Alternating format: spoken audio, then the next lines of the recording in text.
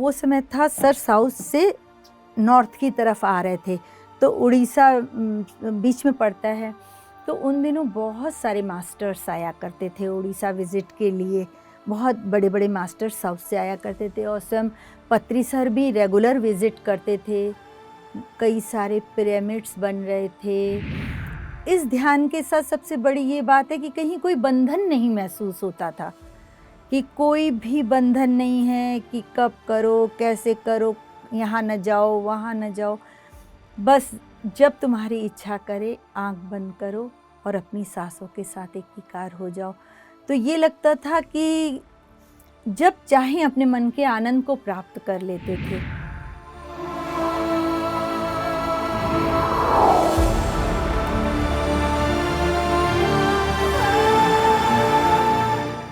नमस्कार दोस्तों, पीएमसी हिंदी के खास कार्यक्रम आत्मा की यात्रा में आप सभी का स्वागत है। आज हम पुनः दीप्ति मूलचंदानी जी से मिलेंगे और उनके आगे के जीवन के बारे में, किस प्रकार उनके जीवन की समस्याएं शारीरिक, मानसिक और आध्यात्मिक दूर हुई और उनके जीवन में आनंद की लहर दौड़ी। तो चलिए मिलते हैं दीप्ति जी से। नमस्कार दीप्ति जी, आपका स्वागत है एक बार पुनः।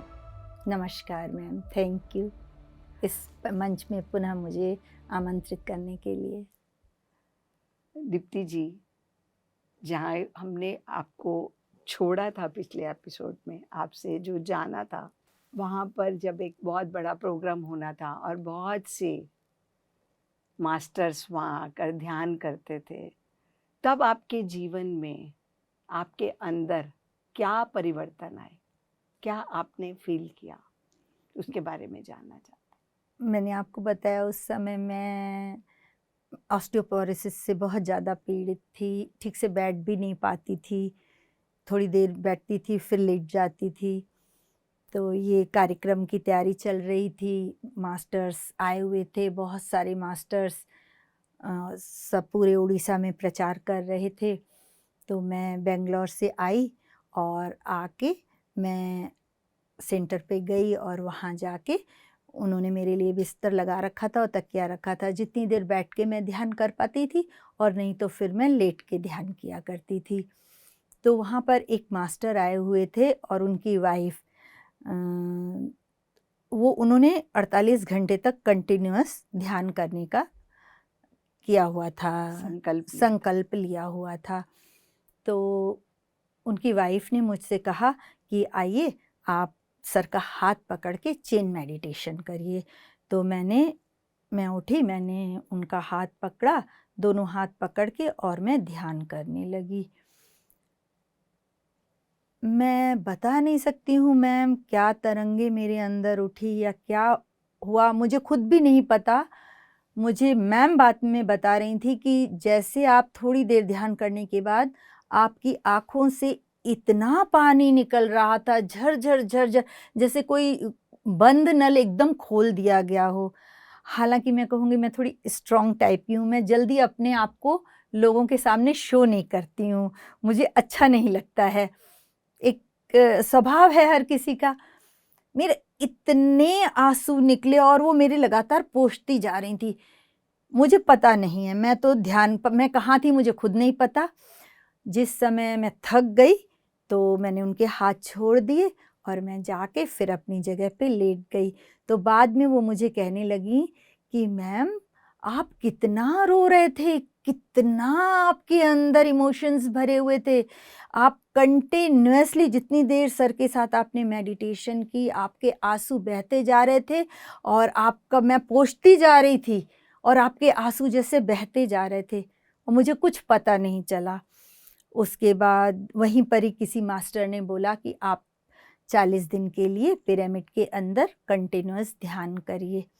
तो मेरे पति मुझे ले जाते थे, हमारे कई मित्रों के यहाँ घर की छत के ऊपर पिरामिड बने हुए थे।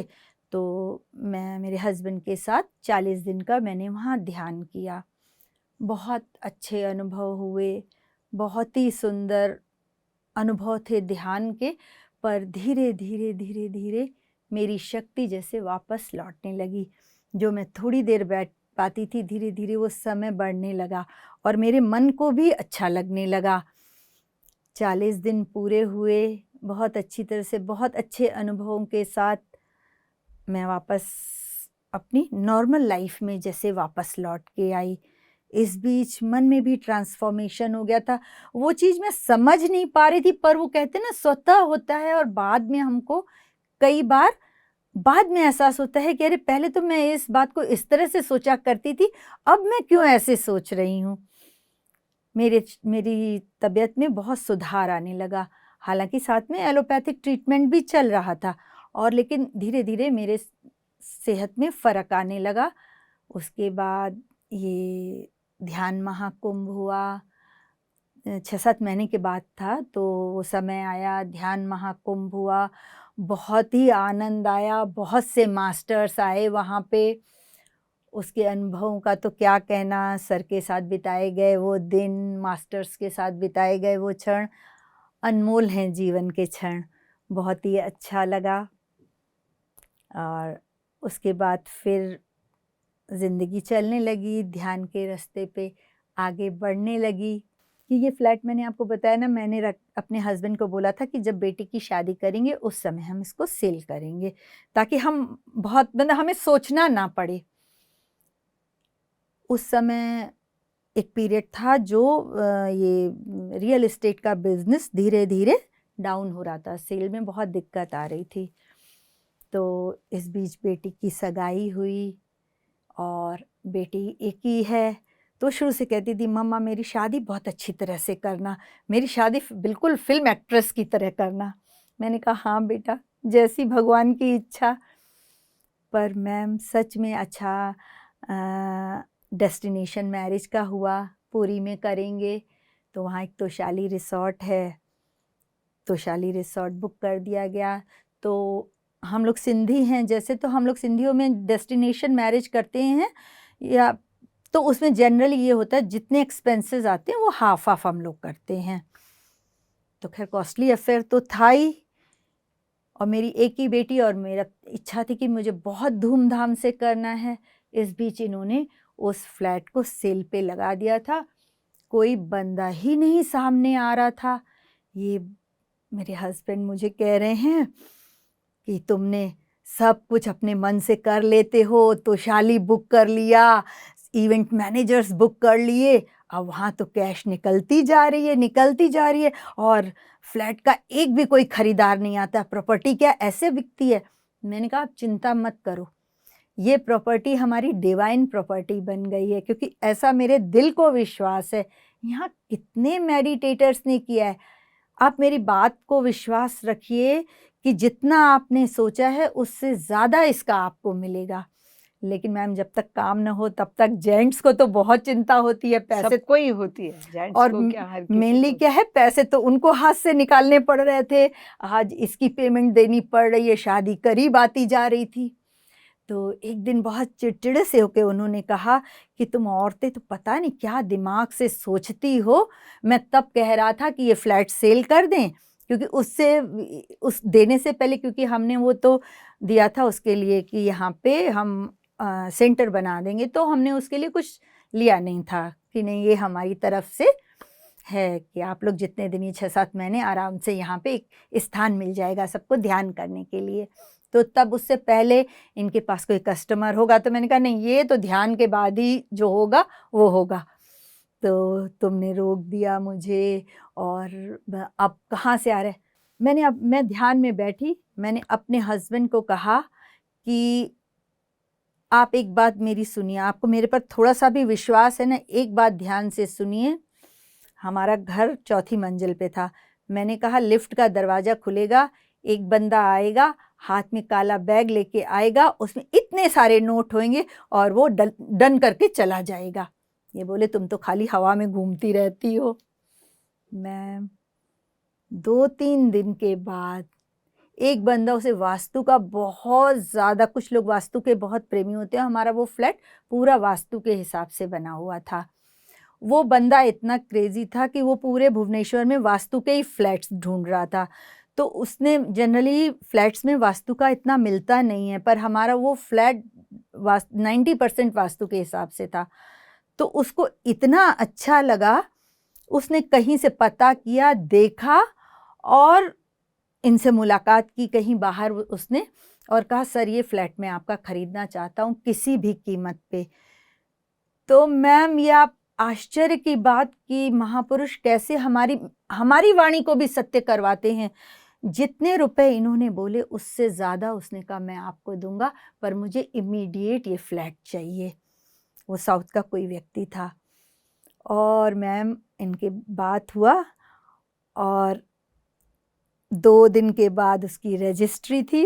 वो बंदा, वही लिफ्ट खुली, वो बंदा, हम लोग बैठे हुए थे घर में, वो बंदा आया, घंटी बजी और उसके हाथ में बैग था, रुपए थे और उसने ला के रखे। मैंने अपने हस्बैंड को बोला, मैंने कहा देखो ये होता है प्रताप ध्यान का। वो इतना डिवाइन फ्लैट है, उसके साथ मेरी इतनी भावनाएं जुड़ी हैं। बताइए कितने मास्टर्स ने उसमें काम किया है।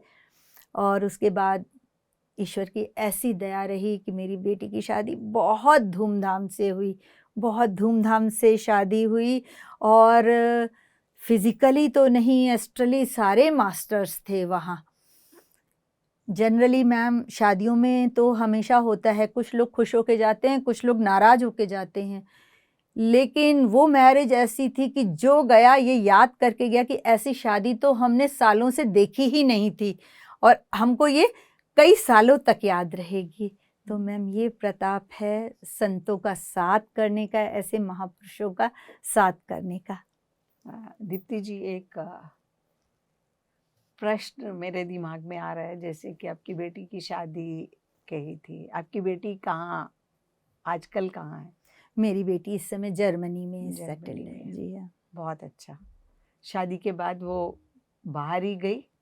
हाँ, उसके ससुराल तो पटना में है, लेकिन मेरे दामाद वहाँ वर्क कर रहे थे और मेरी बेटी की भी पढ़ाई जर्मनी से थी। तो शादी के बाद वो दोनों पति पत्नी वहाँ गए और दोनों जॉब कर रहे हैं वहाँ। They are very happy. तो हम लोग जीवन के अंदर एक जनरल ह्यूमन टेंडेंसी है कि बहुत जल्दी जो हमारी सरकमस्टांसेस होते हैं उनसे परेशान हो जाते हैं। अगर इसको लिंक करके देखा जाए तो जब आपकी बेटी छोटी थी तो चाहे कोई सरकमस्टांसेस बने, आपने उसको बाहर कर दिया। अब इसको नेचर का एक इंडिकेशन कह दें या आपकी तरफ से उनके प्रति जो मोह था या उसका डिस्टेंस था, वो आपको पहले से बचपन से ही उन्होंने तैयार कर दिया नेचर ने। बिल्कुल। और आपको जब आपने उसको बाहर भेजा होगा, मैं ऐसा फील करती हूँ, तो जो जिसकी प्रिपरेशन थी पहले से, आपको उतना कष्ट नहीं हुआ होगा क्योंकि ऑलरेडी आप मेंटली पहले से ही प्रिपेयर्ड हो गई थी जब उसको पहले भेजा था आपने। तो जीवन में मतलब मेरी ऐसी आपके उससे समझ आई कि जीवन में जो होता है हम उसको अगर स्वीकार करते हैं, वो परिस्थितियां कहीं ना कहीं हमारे फ्यूचर के लिए भी हमें तैयार करती हैं। बहुत अच्छा। हाँ बहुत मैम, वो खूब। तो बहुत ही अच्छा रहा। लेकिन बच्ची जब, सच बात है, बाहर जा रही थी तो जो पावर थी वो मेडिटेशन की ही पावर थी। एक बच्ची है तो ये स्वाभाविक है अटैचमेंट का होना या उसका इतना दूर रहना, लेकिन मेडिटेशन के कारण वो मन को इतनी स्ट्रेंथ देता है और लगता है मास्टर्स तो साथ में हैं हर जगह। कहीं पर भी बच्चे रहें तो जॉब के लिए बाहर रहना पड़ेगा और आजकल तो इतनी सुविधाएं हैं तो कभी मन में ये अब भाव भी नहीं आता। पर इसके साथ एक बहुत जुड़ी हुई बहुत प्यारी घटना और सुनाती हूँ मैम। मेरी बेटी की शादी हुई फरवरी में। जून महीने में मेरे हस्बैंड को मेजर हार्ट अटैक हुआ और उनको हॉस्पिटल ले गए। हालत उनकी बहुत ख़राब थी, बहुत क्रिटिकल कंडीशन में थे। इमीडिएट डॉक्टर ने बोला कि अभी तो लाइफ सेव करने के लिए एंजियोग्राफी हुई और एक जो आर्टरी 100% ब्लॉक थी, उन्होंने इमीडिएट उसमें एक स्टंट लगा दिया। और उन्होंने कहा कि क्योंकि मेजर हार्ट अटैक है तो हार्ट तो थोड़ा वीक हो जाएगा उससे, तो हम क्योंकि उनके हार्ट में और भी कई जगह उनको ब्लॉकेजेस नज़र आ रहे थे। तो उन्होंने कहा पहले तो जीवन बचाने के लिए इनको अभी हमने एक लगा दिया है और 3 महीने 6 महीने तक ये बिल्कुल ठीक हो जाएंगे। जब नॉर्मल हो जाएंगे तब हम इनको फिर से एंजियोप्लास्टी करनी पड़ेगी या बाईपास करना पड़ेगा हिसाब से, क्योंकि शायद 2 स्टंट और लगें या उससे ज़्यादा, तो फिर तब हम डिसाइड करेंगे कि एंजियोप्लास्टी होगी या बाईपास होगी। खैर हम लोग, वो बड़ा कठिन समय था। दिन निकले, हस्बैंड स्वस्थ हुए, इस बीच ध्यान में तो आ गए थे। तो ध्यान का तो घर में मेरे पिरामिड्स लगे हुए हैं, तो वो हमेशा मन एनर्जेटिक रहता था। मन में कभी नेगेटिव विचार आए तो ऐसे लगता था मास्टर्स तो हमारे साथ खड़े ही हैं, कुछ नहीं होगा, कुछ खराब होने वाला बात ही नहीं है। मन को हमेशा ये स्ट्रेंथ रहती थी। तो 3 महीने गुजरे, 4 महीने गुजरे, मैंने हस्बैंड को कहना शुरू किया। मैंने कहा देखिए चलिए डॉक्टर के पास, और ये बात है। तो मेरे हस्बैंड को ऑपरेशन से बहुत डर लगता है, तो उनकी बिल्कुल इच्छा नहीं थी। इस बीच दिन निकलते गए, पत्री सर के आने का प्रोग्राम बना भुवनेश्वर। तो हरि भाई का इनको फ़ोन आया कि सर आ रहे हैं, हम लोग एयरपोर्ट जाएंगे उनको लेने के लिए। तो सारे लोग गए, अपनी अपनी गाड़ियां सबने उठाई गए, और जैसे सर उतरे और बाहर आए तो ये भी सामने खड़े हुए थे, और सारे लोग, हरि भाई, हरीश भाई और काफ़ी सारे लोग खड़े हुए थे। सर जैसे इनसे मिले, और इनको स्वामी जी बुलाते थे, जनरली सर सभी को स्वामी जी कहते हैं। तो सर ने एकदम लाके ऐसे घुसा 2 बार यहाँ मारा, और स्वामी जी क्या हाल है। हरि भाई ने हाथ रोक लिया, सर अभी अभी इनका एंजियोप्लास्टी हुई है। सर ने ध्यान ही नहीं दिया, फिर घुसा 2 बार मारा, और स्वामी जी क्या हाल है।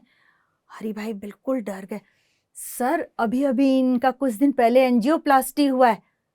सर ने फिर 2 बार घुसा मारा, और स्वामी जी क्या हाल है। और उसके बाद ये तो सब लोग डर गए थे, सबके चेहरे उतरे हुए हैं। और फिर सर ने इनका हाथ पकड़ा और बोले चलो आप अपनी गाड़ी किसी और को दो, आप हमारी गाड़ी में हमारे साथ चलो। उसके बाद सर ने इनको अपने पास बिठाया और आए, फिर वैसे ही सर जैसे ध्यान के कार्यक्रम होते थे होके चले गए। अब सर गए, उसके बाद मैंने इनसे कहा कि मन को मजबूत करो, देखिए आपको कराना है ऑपरेशन, और ऐसे आप टालिए मत। ये तो हम गए डॉक्टर के पास, तो वहाँ डॉक्टर को मैंने बोला कि इनकी बिल्कुल डॉक्टर साहब इच्छा नहीं है, मैं इनको ज़बरदस्ती पकड़ के लाई हूँ, और मुझे ये कहते हैं तुम ज़बरदस्ती मेरे को ऑपरेशन के लिए तैयार कर रही हो। तो डॉक्टर ने भी हंस के बोला जो आप इतनी मोटी फाइल लेके आए हैं ये किसने बनाई है, इन्होंने थोड़ी बनाई है, तो आप ये तो देखो। तो फिर मैंने कहा इनका मुँह बड़ा छोटा, बोले मेरा मन नहीं हो रहा है। तो डॉक्टर साहब ने कहा अच्छा ठीक है, फिर हम आपके लिए एक ट्रायल लेते हैं, आप एक बार एंजियोग्राफी करा लो, एंजियोग्राफी से पता चल जाएगा आपके अंदर हार्ट की क्या स्टेट है, तो हम उसी हिसाब से कदम उठाएंगे कि क्या करना है हमको। हम वहीं पे तुरंत गए, ये तो सर्जन के पास गए थे क्योंकि बाईपास की बात थी। एंजियोग्राफी वाले डॉक्टर के पास गए, एंजियोग्राफी हुई, वो रिपोर्ट पहुंची सर्जन के पास क्योंकि उन्होंने ही भेजा था। सर्जन के पास पहुंची और उन्होंने हमें बुलाया और हंसने लगे, बोले बधाई हो, ऑपरेशन की ज़रूरत ही नहीं है। इतने खुश मेरे हस्बैंड। पर डॉक्टर ने कहा कि पर थोड़ा आप केयरफुल रहिएगा, कभी भी तकलीफ हो इमीडिएट हॉस्पिटल जाइएगा, सॉर्बिट्रेट अपने साथ रखिए, कभी भी दिक्कत हो जीप के नीचे रख लीजिएगा, पर अभी आपकी ऐसी कंडीशन है कि आपको किसी भी चीज़ की ज़रूरत नहीं है। वाह, तो बताइए, ये मैं तो कहती हूँ मिरेकल्स ही तो है ना ये हमारी लाइफ के।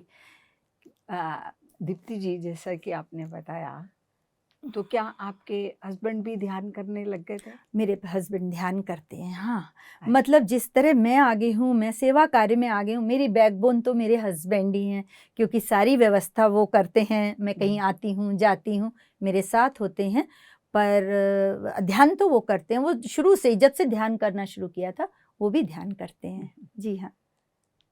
आपके जीवन के अंदर दीप्ति जी नॉन वेज कब था या नहीं था, ये जानना चाहते हैं। मैम, मैं सिंधी परिवार को बिलोंग करती हूँ और हमारे सिंधी परिवारों में नॉनवेज खाया जाता है। सभी लोग प्रायः खाते हैं, पहले तो सभी खाते थे, पर मैंने बहुत साल पहले, शायद मुझे इस आध्यात्मिकता के पथ पे आना था, तो जब मैं 22 साल की थी तभी मैंने नॉनवेज खाना छोड़ दिया था। स्वतः इच्छा से, अपनी इच्छा से, अंदर अपनी के इच्छा से मैंने खाना छोड़ दिया था। पर मेरे हस्बैंड खाते थे तो मैं उनको बोलती थी मैं खाती नहीं हूँ तो घर में भी नहीं बनेगा, तो बाहर खा लेते थे वो। लेकिन बाद में जब मैं प्रेग्नेंट हुई तब इन्होंने भी खाना बंद कर दिया। उसके बाद हमारे घर में कभी ना मैं खाती हूँ, ना मेरे हस्बैंड, ना मेरी बेटी ने कभी नॉनवेज नहीं खाया। हम पहले तो वेजिटेरियन थे, अब तो कट्टर वेजिटेरियन है। बहुत अच्छी बात है कि जीवन के अंदर शाकाहार होना हमारी एक नई शुरुआत है प्रेम की। हाँ, कि हम किस तरीके से स्वयं से प्रेम करते हैं और फिर औरों से भी करते हैं। तो सुना है ऐसे कि जो लोग नॉन वेजिटेरियन होते हैं उनके पास जाने अनजाने में एक फियर का अंकुर अंदर चला जाता है, क्योंकि जब हम किसी जानवर को या किसी भी पशु पक्षी को मारते हैं तो उसके पास भी फियर होता है। तो क्या आपके पास आपके जीवन में डर नाम की कोई चीज़ थी? मैम, डर तो ऐसा था, शायद मैं पिछले जन्मों से लेके आई थी। मैं बहुत डरती थी। डरती किससे थी? मुझे लोगों से डर नहीं लगता था, बिंदास बोलती थी और मैंने बताया जैसे बचपन से घर से बहुत सपोर्ट थी सब कुछ। लेकिन मुझे हमेशा जैसे सोल फेयर हमेशा रहता था। मैं अकेले बैठ नहीं सकती थी, अंधेरे में नहीं बैठ सकती थी, और घर में कमरे में भी कोई बैठा होना चाहिए मेरे साथ। मैं बहुत ज़्यादा डरती थी। तो आपकी ये जो समस्याएं थी, जैसा कि आपने बताया कि आर्थराइटिस जो था आपका, ध्यान से आपने कॉन्टिन्यूसली 40 दिन ध्यान किया, निकली, आपको माइग्रेन की प्रॉब्लम थी, तो आपकी दवाइयाँ कब छूटी पूरी तरह से और ये डर से आपको कब छुटकारा मिला? मैम, मेरी यात्रा चल रही थी, मैं कंटिन्यूअसली ध्यान कर रही थी, पर डर बहुत था मेरे मन में, और वो डर पता नहीं क्यों मुझे अच्छा भी नहीं लगता था। जब मैं ध्यान में आ गई तो अंदर कचोटता था मुझे बहुत कि छोटे-छोटे बच्चे अकेले रहते हैं, फ़ॉरेन चले जाते हैं, हॉस्टल में पढ़ने जाते हैं, अकेले रहते हैं, और मैं दिन के समय भी अकेले घर में नहीं बैठ पाती हूँ। मतलब मेरे हस्बैंड कहीं गए तो मैं अपनी फ्रेंड के घर चली जाऊँगी, ऐसा मेरा हाल था। तो मुझे अपने ऊपर बहुत गुस्सा आता था, इस बात को लेके जागरूकता आने लगी थी। तो मेरे घर मास्टर्स का आना बहुत था। मैंने बताया भुवनेश्वर में मास्टर्स बहुत आया करते थे। तो मैं हमेशा जो आता था उससे पूछती थी कि मैं क्या करूं? मेरे अंदर इतना डर ऐसा है कि किसी तरह से निकल नहीं पा रहा है। तो हर मास्टर का यही एक जवाब होता था, अब ध्यान बढ़ाओ, अब ध्यान की अवधि बढ़ाओ, इसी से ही जाएगा। ध्यान क्रमशः बढ़ ही रहा था, जैसे-जैसे हम इतना सारा जीवन में ट्रांसफॉर्मेशन होता है, ऐसी-ऐसी चीज़ें हम देखते हैं, तो अपने आप जीवन में बदलाव आते हैं, जिसमें सबसे पहला तो ये कि दिल ही नहीं करता आँख खोलें। ध्यान में बैठते हैं तो मन ही नहीं करता कि आँख खोलें। तो ये क्या होता था, शाम को छत पे मैं और मेरे हस्बैंड वॉक करने जाते थे। तो प्रायः थोड़ा अंधेरा हो जाता था तब हम जाते थे, इनका काम ख़त्म होता था तब हम जाते थे। तो मैं इनको बोलती थी और इनके साथ ही मैं आ जाती थी। तो ऐसा हुआ कि मैं एक दिन मैंने कहा अच्छा आप आ रहे हो ना, मैं चल रही हूँ।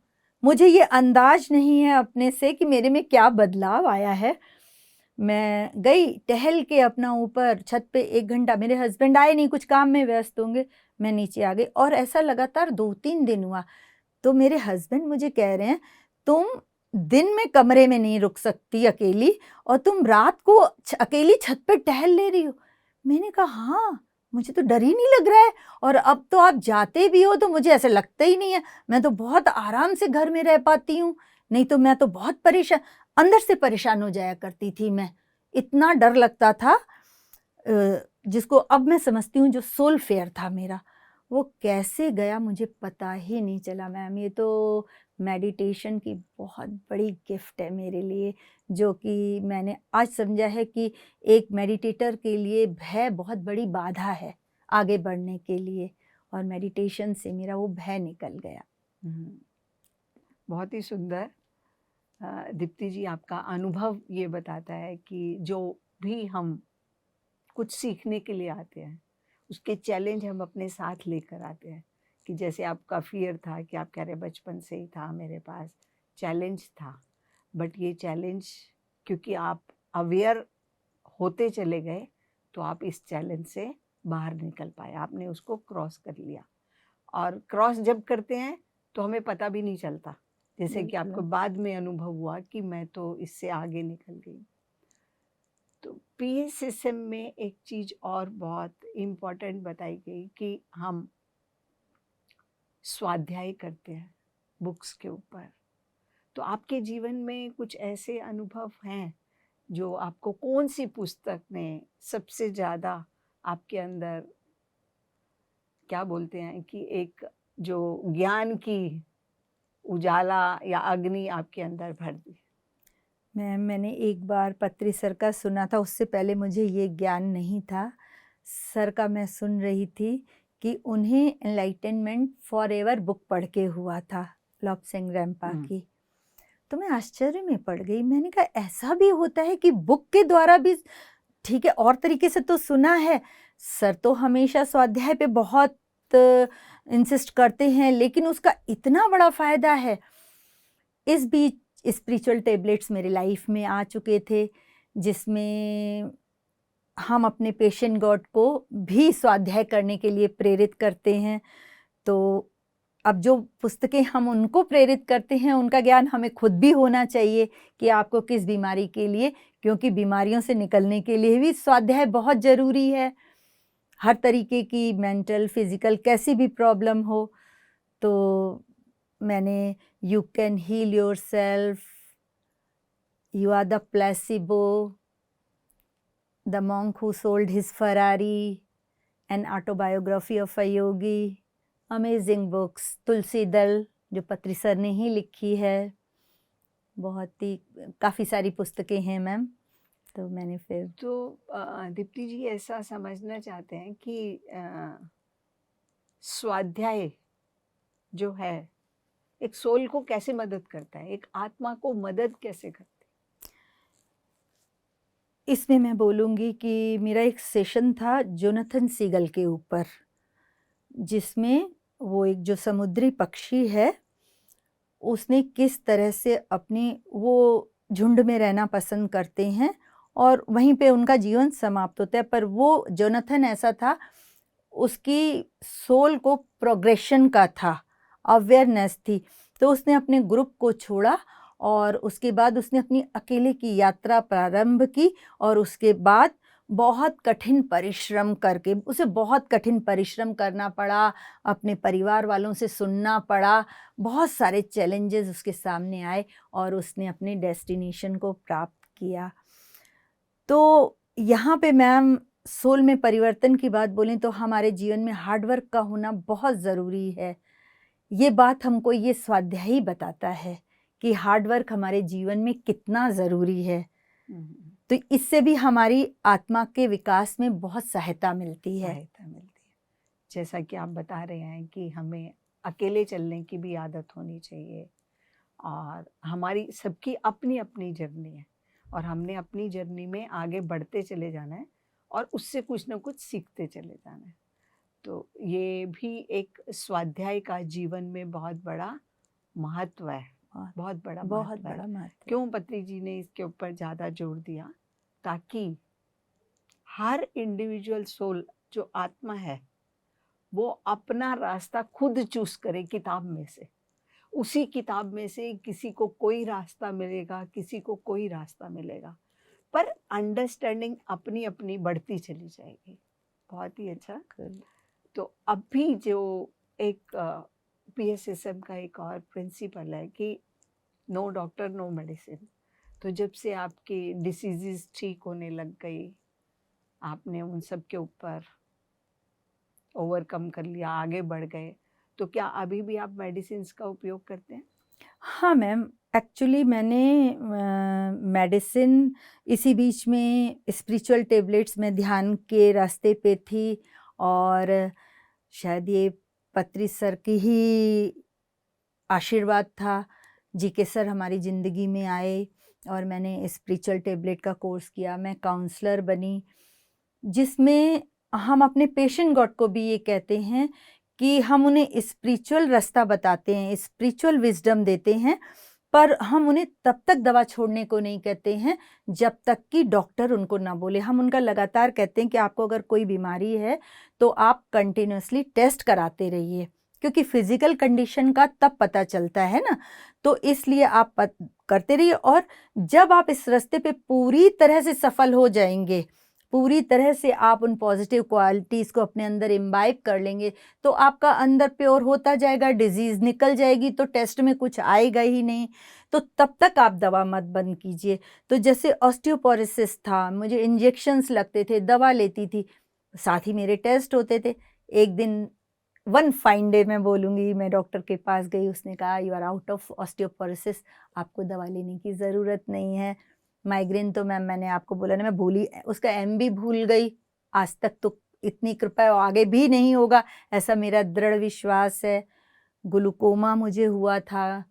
ग्लूकोमा, शायद मैंने इससे पहले आपसे चर्चा नहीं हुई, मुझे ग्लूकोमा भी हो गया था। ग्लूकोमा भी ऐसी डिजीज़ है जिसे एलोपैथी में कहा जाता है कि ये मेंटेन किया जा सकता है, इसकी परमानेंट ट्रीटमेंट नहीं है। वो भी मुझे मेडिटेशन में आने के बाद मेरा क्योर हुआ। उसकी तो एक सुंदर घटना बताती हूँ आपको। जब मुझे ग्लूकोमा हुआ तो रिपोर्ट्स आए, तो उसमें क्या होता है, आँखों में ड्राइनेस आ जाती है, और उस ड्राइनेस को दूर करने के लिए फिर डॉक्टर्स दिन भर ड्रॉप्स देते रहते हैं, वाटरिंग ड्रॉप्स।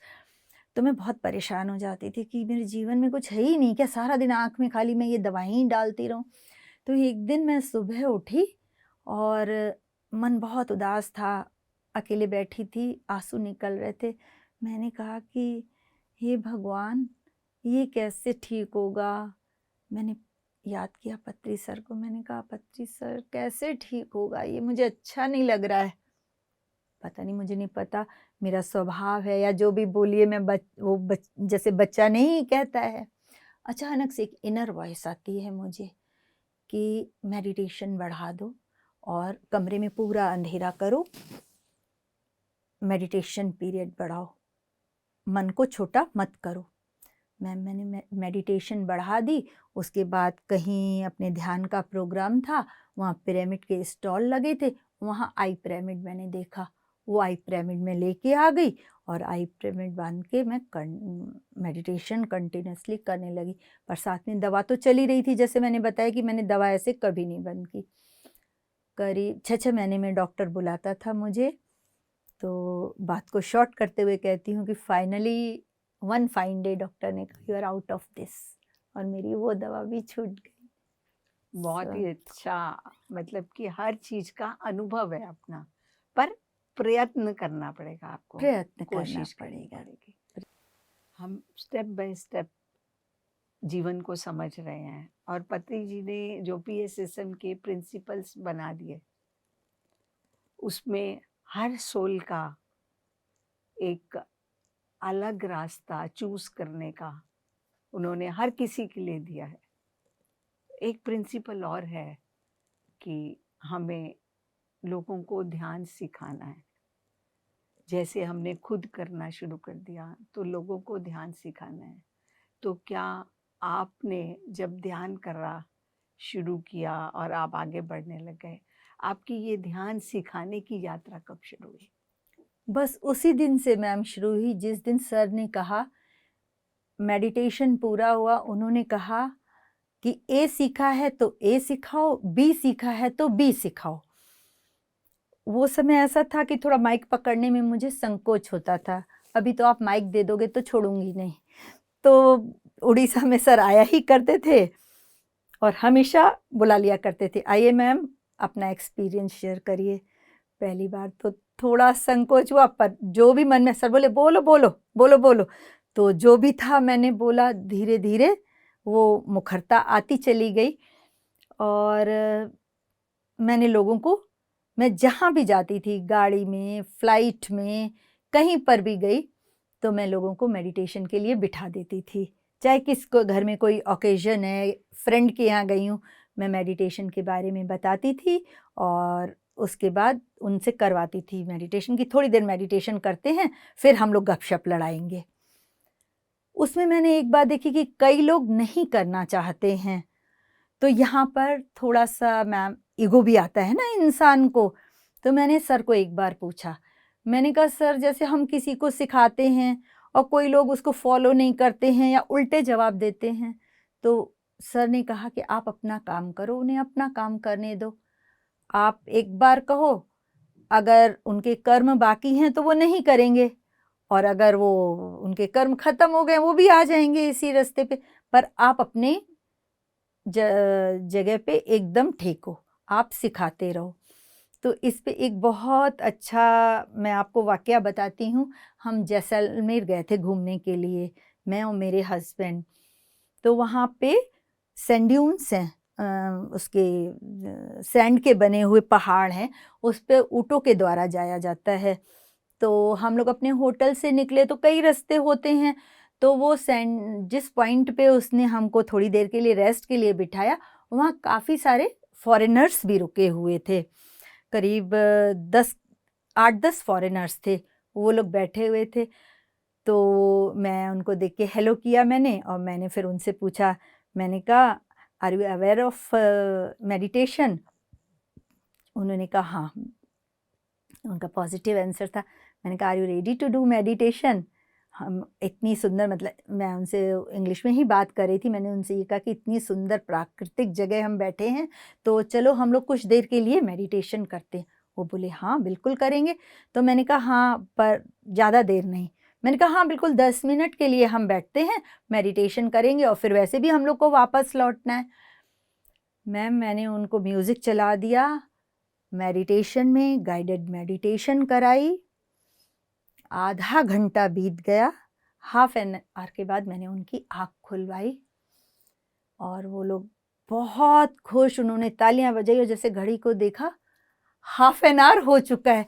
दे वर सो हैप्पी मैम, इतने खुश थे कि सब ने उठ के मुझको इतना प्यार किया, मेरे से एड्रेस मांगा और बोला कि आज इतनी सुंदर चीज़ से आपने हमारा परिचय कराया है। फिर मैंने उनसे एक्सपीरियंस पूछे, तो सभी कह रहे थे कि बहुत जो है मेडिटेशन में कामनेस आती है, बहुत शांति मिली, अच्छा लगा।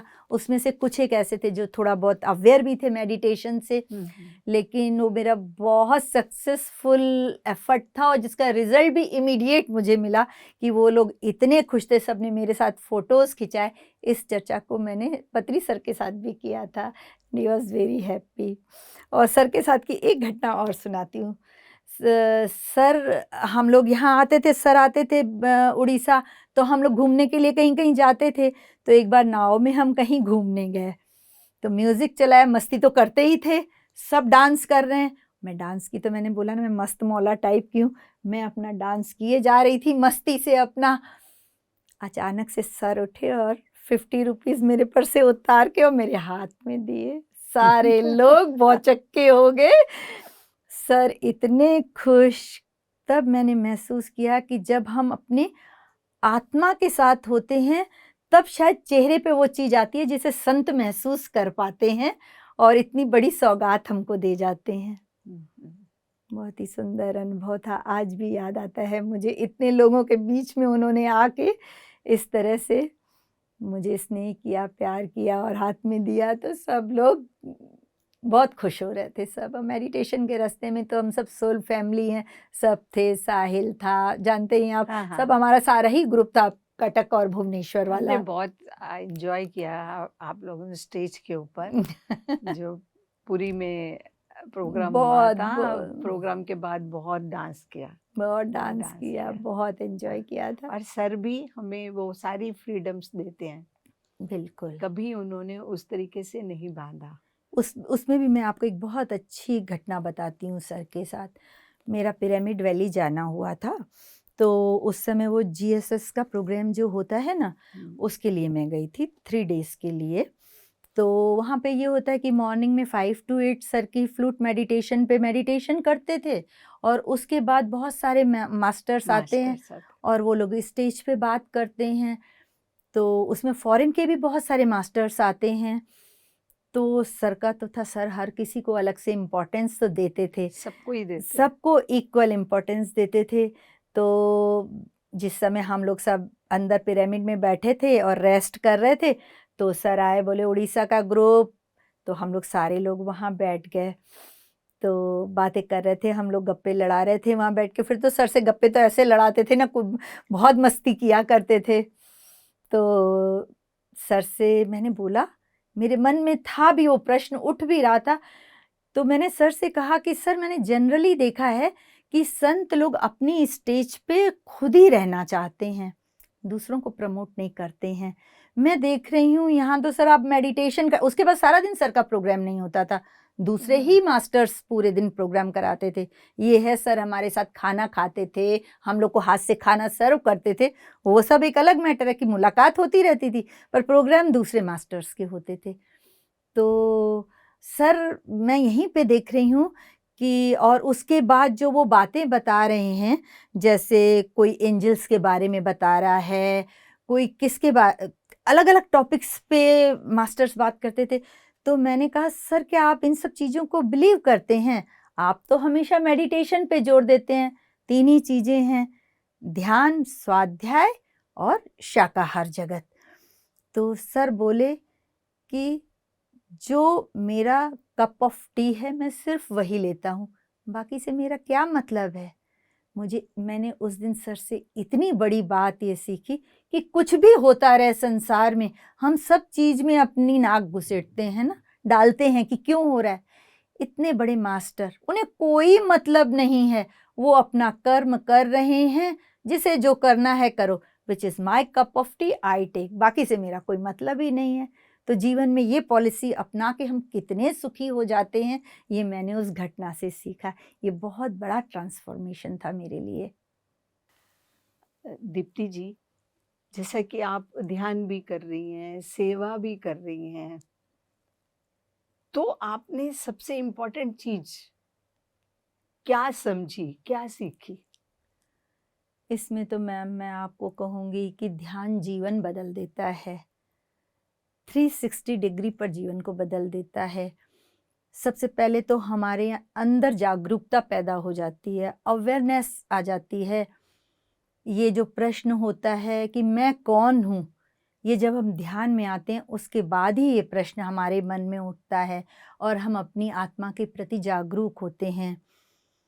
साथ ही जब हम ये चीज़ जानने लगते हैं, तो जैसे जैसे ध्यान में गहरे उतरते जाते हैं, तो हमारे अंदर कंपैशन भी पैदा होने लगता है। हमें क्योंकि जब हम सोल को जानने लगते हैं, तब हमको समझ में आता है कि मैं ही सोल नहीं हूँ, बाकी जो हैं वो भी तो सब आत्म स्वरूप हैं। तो हमारा जो किसी के प्रति राग, द्वेष, उस भावना में बहुत कमी आ जाती है। हम सबको समान दृष्टि से देखने लगते हैं, हमारे अंदर बहुत प्यार आ जाता है। तो आपकी ये जो सोच है, क्या आपकी करनी में कब परिवर्तित हुई? धीरे-धीरे वो मैम बताया मैंने आपको कि पता ही नहीं चला। मैं थोड़ा-सा, मुझे गुस्सा ज़्यादा था। मतलब मैं इतनी पैम्पर्ड चाइल्ड तो थी, मैंने जैसे बताया, और सब जगह मेरी बात पूरी होती थी। तो गुस्सा आ जाता था और वो मेरी बात पूरी हो जाती थी। लेकिन गुस्सा तो कभी भी ठीक नहीं है। पर धीरे-धीरे ध्यान में आने के बाद मैंने देखा कि वो गुस्सा कहाँ चला गया। पहले मुझे ऐसा लगता था, आज मैं ये बात तो है कि सब कुछ अच्छा होता है। अभी मैं जिस निगाह से सब चीज़ों को देखती हूँ, ध्यान में आने से पहले वो दृष्टि नहीं थी। जैसे सर हमेशा कहते हैं कि किसी की लाइफ में इंटरफेयर मत करो, किसी को जजमेंट मत करो, लेकिन वो तो हम ह्यूमन बीइंग्स की आदत होती है। और जब हम ऐसा करते हैं तो हमें गुस्सा भी आता है, क्योंकि स्वाभाविक है, हर व्यक्ति हमारे हिसाब से तो करेगा नहीं। तो तब गुस्सा भी आ जाता था। कोई व्यक्ति सही भी कर रहा है तो वो गलत नज़र आता था।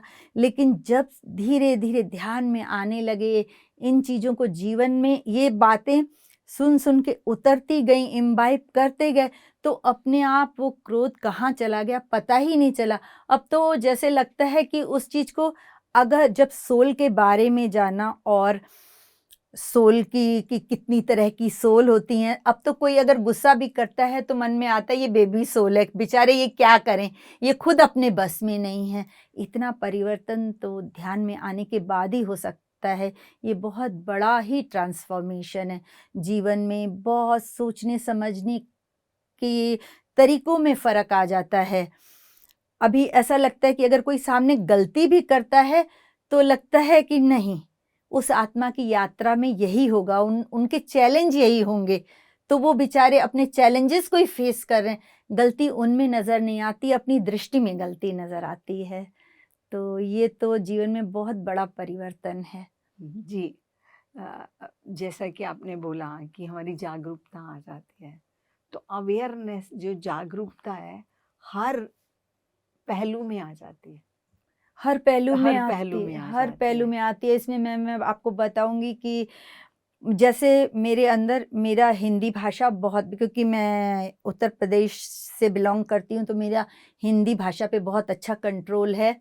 और मैं पढ़ाई में होशियार थी, थोड़ी टॉकेटिव भी।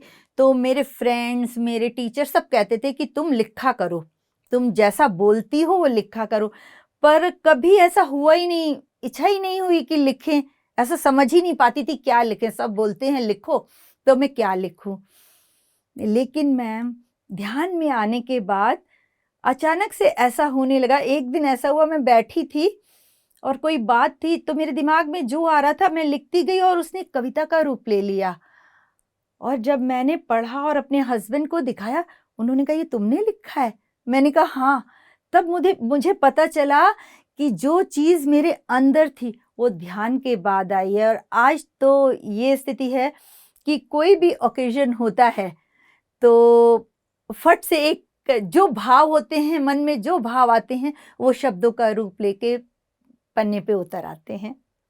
ये तो हमने भी आपका सुना है और हमने कविता भी आपकी सुनी है। आप बहुत अच्छी कविता लिख देते हैं और फिर उसको बोलते भी बहुत अच्छे तरीके से हैं और बिल्कुल वो उसके साथ जुड़ी हुई होती है। तो ये एक बहुत बड़ा क्वालिटी, मतलब आपके अंदर का जो स्वरूप है, क्रिएटिव जो एक रूप है, वो बाहर आता है, वो निकल के आया, निकल के वो आता है, निकल निकल के आता जी है। हाँ, ये भी एक बहुत बड़ी ट्रांसफॉर्मेशन है हमारी लाइफ में बहुत कि हमें अपनी लाइफ में क्या हम हैं इसको जान पाए, बिल्कुल इसको जान पाए कि हमारे अंदर ये भी एक कैलिबर, और ये कैलिबर भी हमें हमारी आत्मस्वरूप आत्मशक्ति नहीं दिया। दिया। तो जितना हम ध्यान करते जाते हैं, हम इन चीज़ों के साथ साथ और निखरते रहते हैं। जी तो जैसे कि आपने अब पीछे भी बताया था कि आपने आगे और इसको एडवांस में लेके जा रहे हैं स्पिरिचुअल टैबलेट्स के माध्यम से या जैसे भी, तो उसमें भी जैसे मेरा सोचने का वो है कि मेन हमारा इम्पैक्ट कहाँ रहता है, हमारे विचारों के साथ। तो क्या आप इसके साथ सहमत हैं? जी हाँ, बिल्कुल। हम जो स्पिरिचुअल टैबलेट में हम अपने पेशेंट गॉड का ट्रीटमेंट करते हैं, तो सबसे पहले हम इसी बात को उन्हें समझाते हैं कि मैक्सिमम जो डिज़ीज़ हैं वो साइकोसोमेटिक हैं, वो विचारों द्वारा ही उत्पन्न होती हैं, उसके बाद हमारे फिज़िकल लेवल पे आती हैं। तो हम उनका जो ट्रीटमेंट करते हैं उसी हिसाब से करते हैं। तो जिसमें हमारी बेसिक 12 टैबलेट्स जो हैं, ध्यान, इंडिविजुअल ध्यान, group meditation, pyramid meditation, silence, optimal diet, ये सारी जो बेसिक 12 टैबलेट्स हैं वो पीएसएसएम के 18 प्रिंसिपल से ही डिराइव की हुई हैं। और काफ़ी सारी टैबलेट्स उसमें हैं जो स्वयं जी के सर कहते हैं कि मैंने पत्री सर के द्वारा सुनी है और उनको अपनी विजडम के साथ मिला के उसको स्पिरिचुअल टैबलेट में कन्वर्ट किया है। हाँ, जी हाँ, बहुत अच्छा। दीप्ति जी, हमने अभी बहुत कुछ जाना आपकी इस आत्मा की सुंदर यात्रा को, जिसमें आपने समस्याओं के साथ अपने जीवन को भी आगे बढ़ाया, सीखा और उनसे आगे बढ़कर आप अपना एक आनंदमय सुखमय जीवन आज जी रही हैं, लोगों की सेवा भी कर रही हैं। तो आपसे एक लास्ट कि आप हमारे दर्शकों को क्या मैसेज देना चाहेंगे?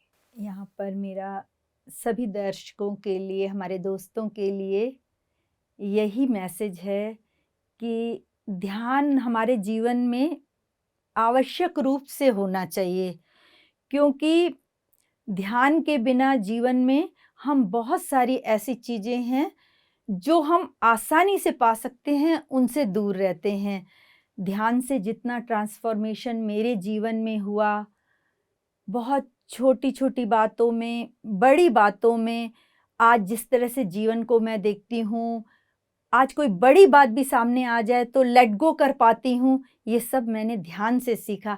इसलिए मेरा आप सबसे ये अनुरोध है कि आप सबको ध्यान करना चाहिए, ध्यान के मार्ग में आना चाहिए, जिसमें आनापानसती ध्यान जो है, जो पितामह ने हमको सिखाया, वो अत्यंत सरल विधि है, जिसको हम बहुत आसानी से किसी भी समय कहीं भी कर सकते हैं। तो ज़रूर ध्यान करिए, अपने जीवन को सुखमय बनाइए, रोग मुक्त बनाइए। Thank you so much. Thank you Deepti ji, बहुत कुछ जाना हमने आपसे और आशा करते हैं कि हमारे दर्शक भी इससे बहुत कुछ समझेंगे, सीखेंगे। धन्यवाद आपका बहुत बहुत। Thank you so much. दर्शकों, जीवन के अंदर हर परिस्थिति को स्वीकार करने का और उससे कुछ सीखने का जो चैलेंज हमारी लाइफ में आता है, कुछ सीखें उससे, तो हम अपने जीवन के मकसद को, जो आत्मा इस धरती पर आई है सीखने के लिए, बहुत कुछ लेकर जाएगी और औरों को भी सिखाएगी। इसलिए कोशिश करिए कि जो भी समस्याएं आए उनको चैलेंज समझकर नहीं, ये जीवन में मुझे कुछ सिखाने के लिए आई हैं, इस विचारधारा से अगर हम उसको लेंगे तो हम हमेशा आगे बढ़ते जाएंगे और अपनी जीवन के मकसद को समझेंगे और अपनी भी मदद करेंगे, औरों की भी मदद करेंगे। अगले एपिसोड में हम एक नए पिरामिड मास्टर के साथ आएंगे। तब तक के लिए आपके आज्ञा मांगते हैं। धन्यवाद आप सबका।